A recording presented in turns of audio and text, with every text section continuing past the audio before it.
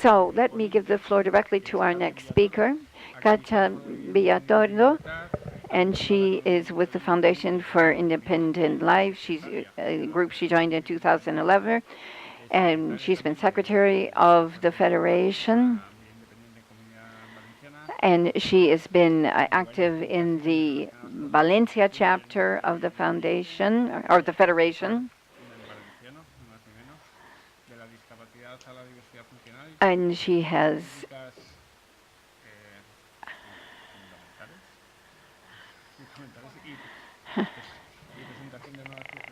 and she's put together various publications on quality of life and people with functional diversity, empowering people with functional diversity towards a new vision of functional diversity and disability.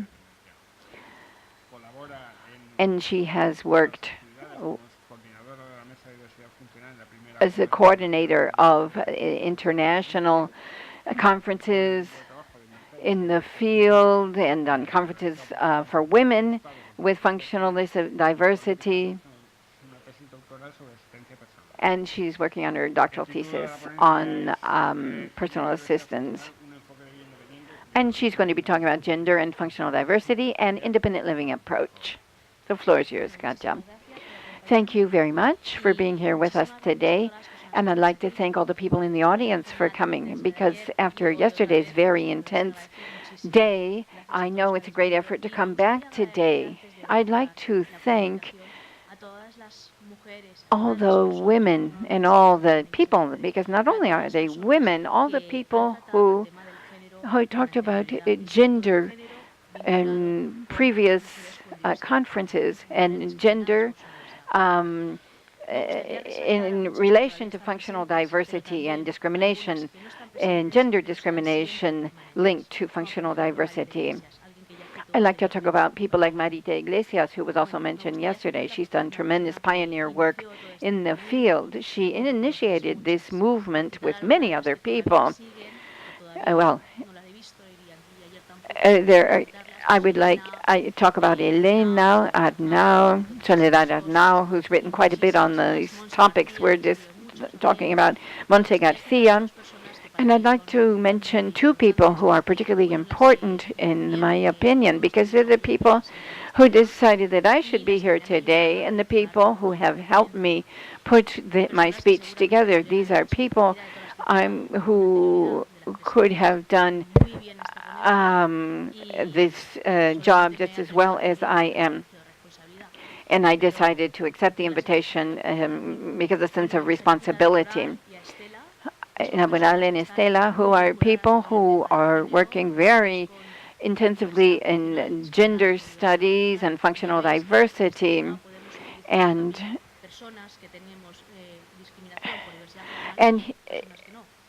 so these are topics that are of interest to people who do experience discrimination because of functional diversity and people who do not.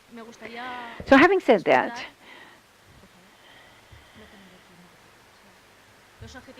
let me mention the objectives of my conference.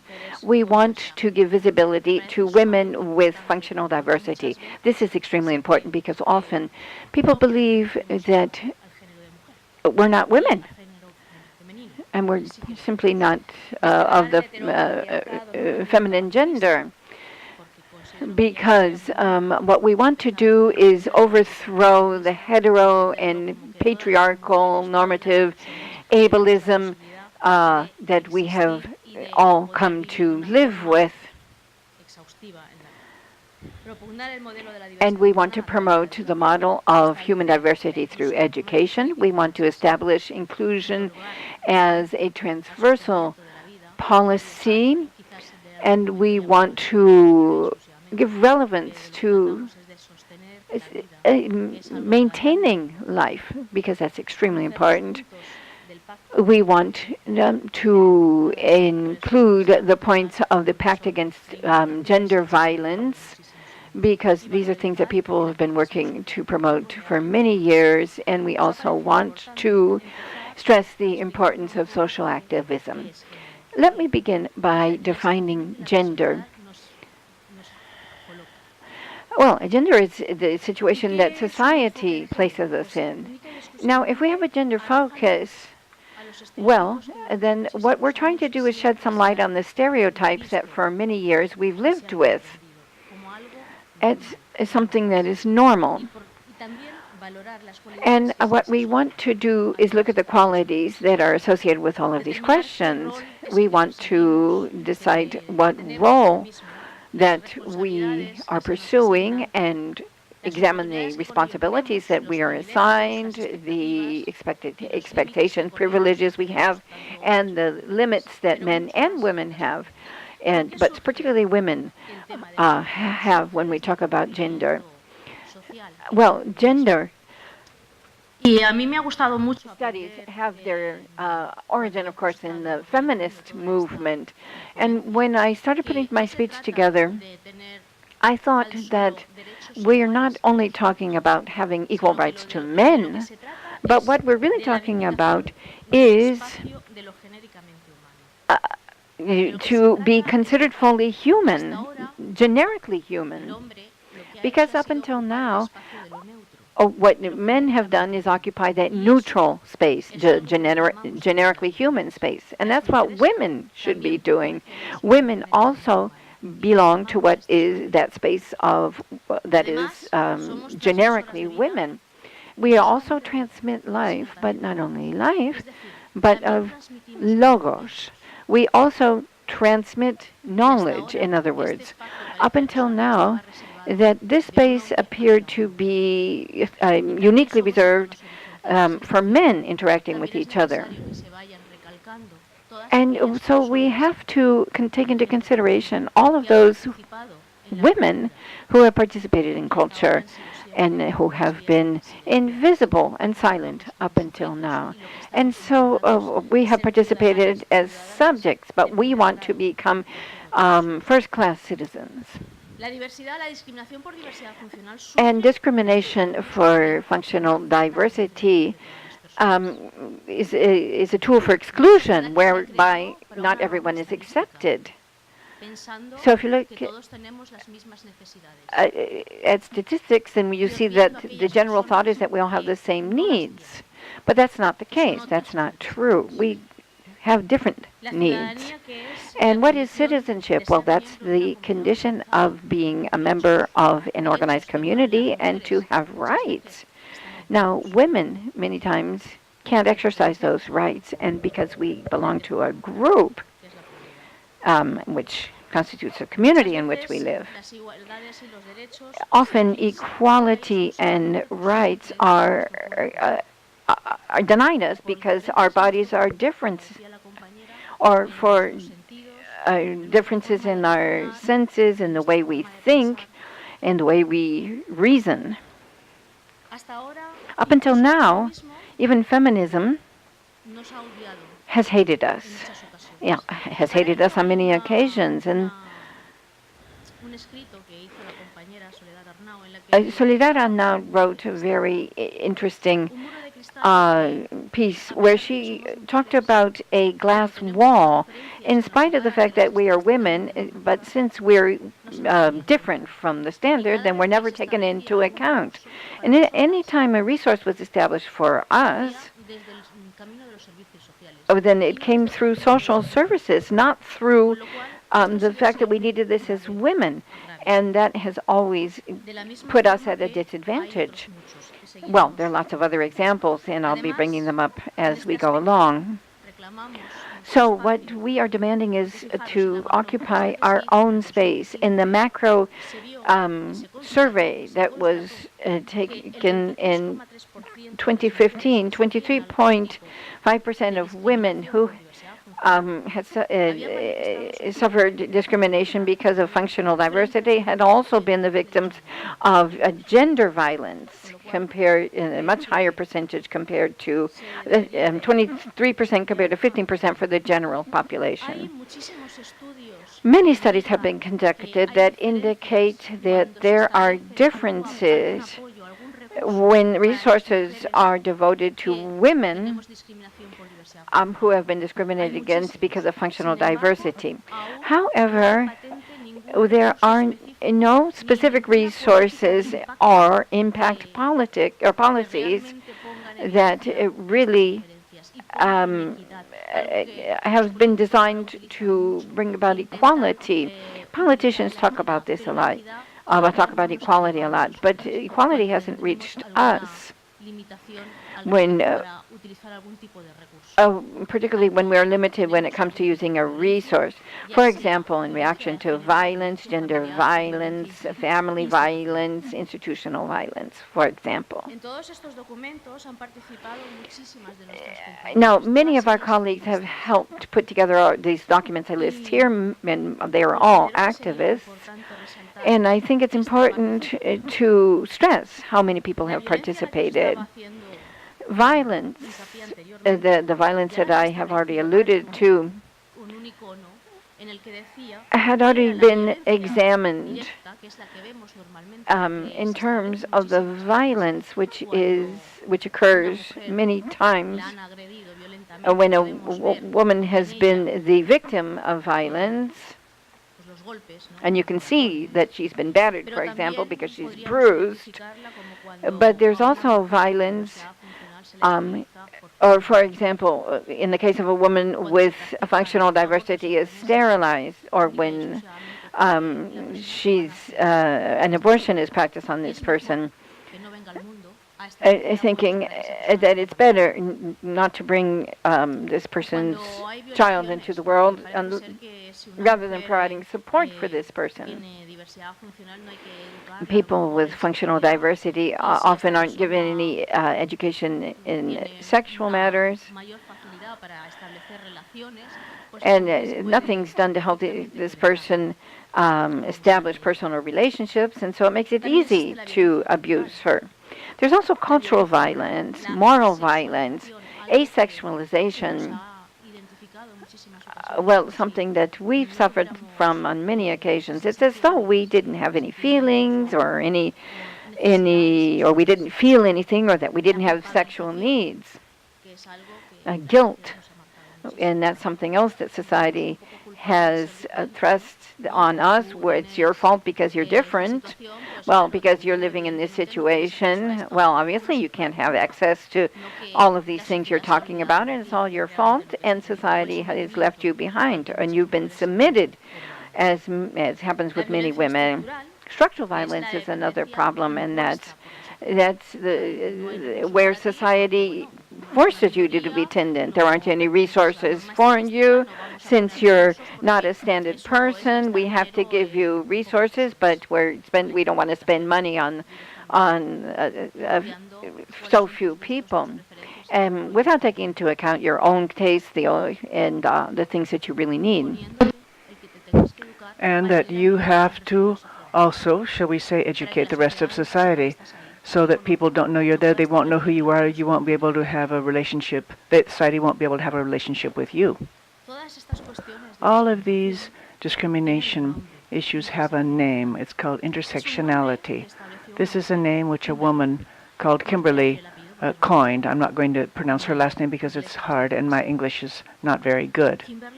Kimberly is a black woman, and she knew perfectly well about discrimination.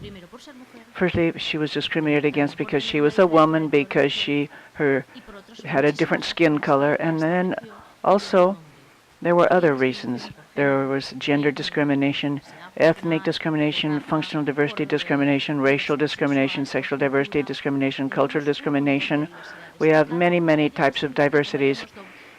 And what happens here is each situation leads us to another. Everything is kind of intertwined. So, although one can understand this, it never seems to end. And there's no end because people speak about gender, but when they provide for ideas that we be people and we do not need to see that there be differences established, we know this is very difficult. And surely the fact that this paper might not be well liked by our politicians, Well, human rights are systematically vulnerated, and we see this in the newspaper, in the press. We see an autistic child is going to have her uterus removed so that she doesn't go crazy when she gets her period. It's a healthy uterus. She's a healthy girl. Why are they going to remove her uterus? Any other girl of her age, would they remove her uterus? Wouldn't it be more reasonable to have support so that this girl would be at peace when she have her period, so that these people who with that girl would know how to cope with everything? No, they're just going to remove her uterus. That's crazy. And no one goes out saying, oh, this is terrible, terrible. No, I think that's very odd. And here's something else, and I tried to bring you things. Well, the brother of a woman was arrested because the brother of a woman with cerebral palsy was arrested, but she had been raped. She had been raped, and she couldn't even say, do I want to continue with this pregnancy or do I want an abortion?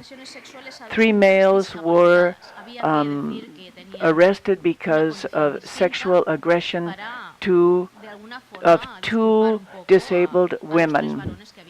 And so, this is what happened. What do you think of that? So, we think it's interesting that all of these issues be, well, should be changed when the way women with social diversity are treated. And everything must come from education. And firstly, there should be no separate, segregated education. Support should be found in mainstream school. We should all live one with the other.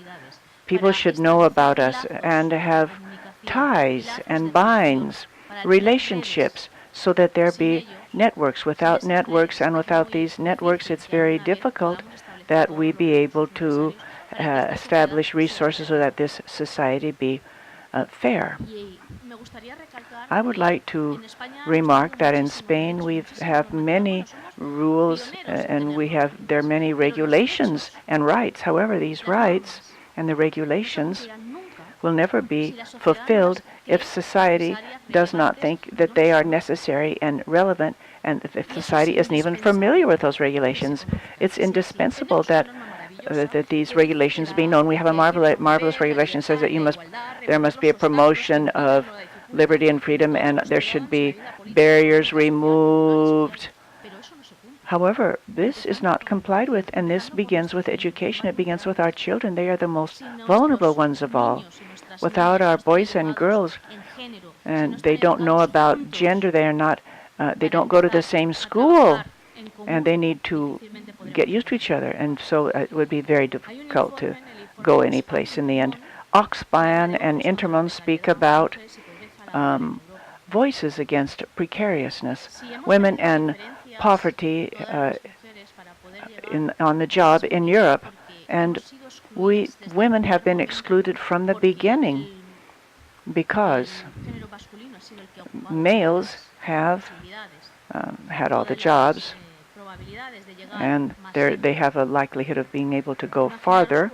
Imagine when a woman has no education and she has no job, she doesn't have the same possibilities to go up the ladder, and she doesn't have resources to continue with her life project, and she cannot give her children the most basic, cover the most basic needs. So there's more inequality then. And most women who, up till now, are still invisible in spite of the fact that they are the drivers behind the economy. Because without the work that many women do, or almost all women still do these days, for giving life, without this space, then nothing else can be done. If there is no person to prepare food, someone who cleans the house, manages that house. If this is not there, then a woman, she cannot go to work if there's no one to help her. So it seems that this is something that should not be paid for or considered. It's indispensable that this begin to be looked at. This is a cornerstone. Everybody knows it is a cornerstone which moves economy, but it seems that since it's linked to the females, that it's something that can be excluded. There are many other drawbacks, and here I'd like to mention one thing that's very interesting. It's that women in general,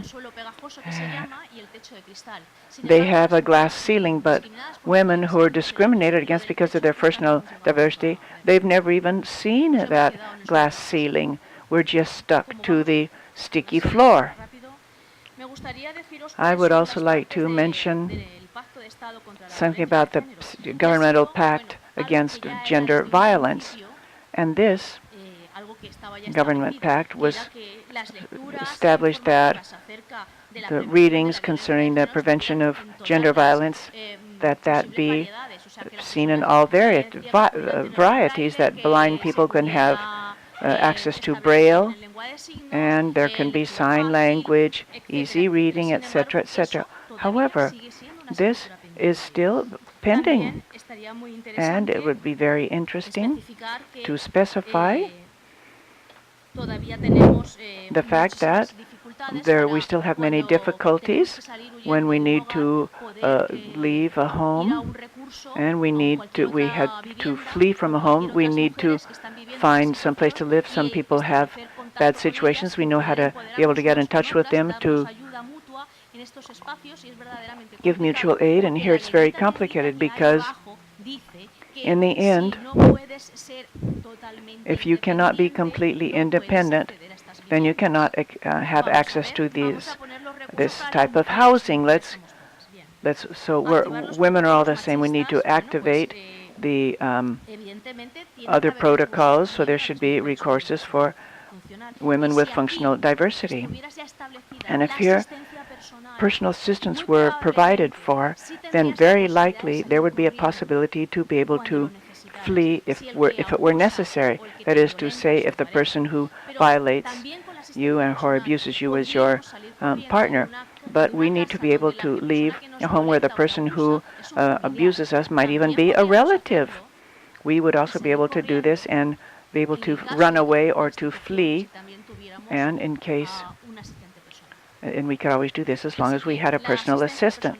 So personal assistance is a key. It is the key so that women can leave the place where they have been living when they have been abused. But policies don't really help to make these resources effective. Women have truly been important in economy, and let's do away with the patriarchal model. The people just speak about, people don't place the accent in who sustains life. 41% is for housework. Women with functional diversity, regardless of the fact that we can see, we can reason, then also we manage, and we also do many of these domestic tasks, or all of them, but they've been made invisible because people think and society think that we are not able to do that. We should change individualistic ideas where they only want us to go running to work, to run home, to run back to the job, when in fact, when it is a woman who's going to work and she buys bread on her way to work, when she finishes work, she picks up the children, she takes them to the park, then she goes home. So she never stops. So it would be very interesting to look at these gender differences here and this space. It would be very necessary that the spaces be user-friendly and safe for everybody. People with visual functional ability, with any type of specific need, such as so that information be very clear for those people who need it with pictures, for example, to understand the reality.